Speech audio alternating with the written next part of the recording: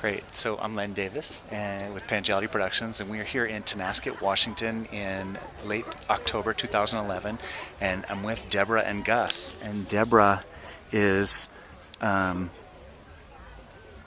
the Barn Owl Project, and I wanted you to just share with us a little bit about what this is about and the majestic wonders of this beautiful creature.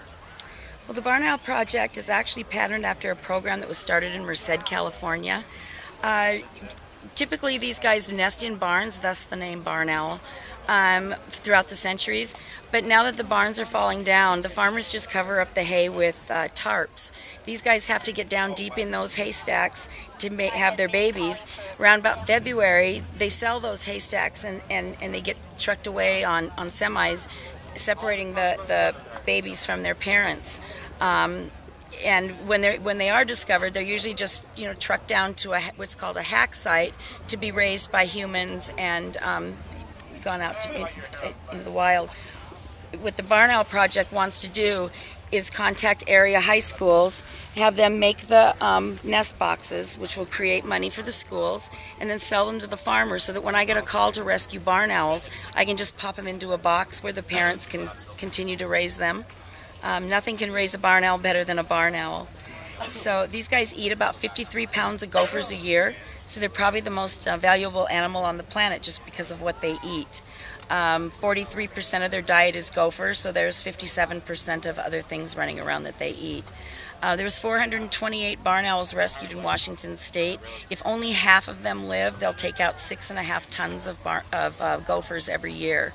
So they're really valuable. And in the event of eggs, I'd like to set up little stations where we can incubate them, get them in nest boxes, and out in the wild where they can continue to do what they do, and that's eating tons of gophers, which just puts less stress on the planet by not having to use poisons to control these vermin that typically have spread diseases and wreaked havoc on our lives for centuries. So that's the gopher that you're talking about? It's the gopher and all rodents. They've typically have always spread diseases and do their defecation and all that gross stuff all over us, and we just want them to control populations, and this is the natural way to control them. This is the better mousetrap that everybody's been searching for. They've been around for 26 million years, so it's just time we start utilizing them. All they want to do is eat mice and make more owls. Tell me a little bit more about Gus himself. Gus was found in a haystack outside of Winchester. Like I said before, he did not need to be rescued. He was perfectly healthy. He could have been put in a nest box made by a student, and his parents would have come back to feed him. They have excellent hearing. They can hear their babies cry from over a football field away. So they could have been taken out of the hay field completely so that it wouldn't have been in the way of any farmer. And the parents then would use that structure for the rest of their lives, raising more young. And he could go out with the cooperation from other farmers that would buy these nest boxes to support the kids. We can get these guys up where they need to be. So for people watching this video who are interested in supporting the Barn Owl Project, how would they learn more about what you're doing? You can find more information on it's www.northwestspiritwildlife.com.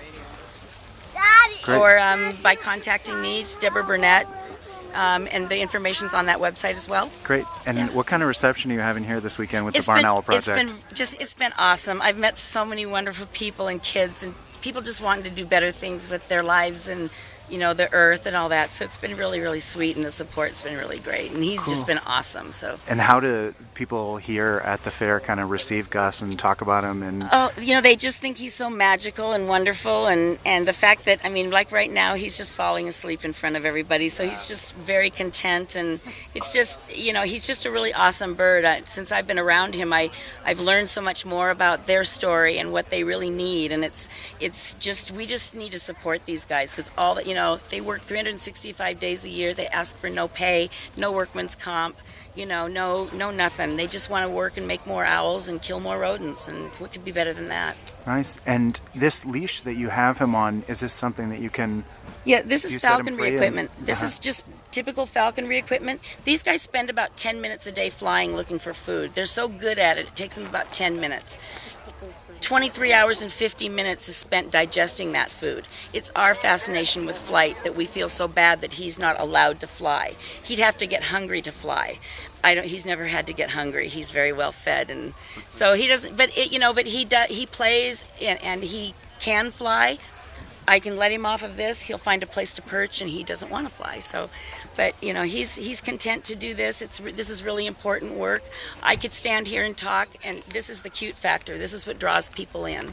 So, and it's better to have a healthy bird. When this has been his whole life. He's never been out there under the stress of being a wild bird. This is so. Yeah, so he's pretty cool. Sweet. Well, thank you so much for sharing it. Thank you. Like I said, it's Len Davis with Pangiality Productions. We're here at the Barter Fair in Tonasket, Washington, late October 2011. And there's just all sorts of kind of beautiful things around each corner to share and enjoy and learn about. And this is just one of them. Thank you for sharing this with us, Deborah. Good night, Gus. Peace.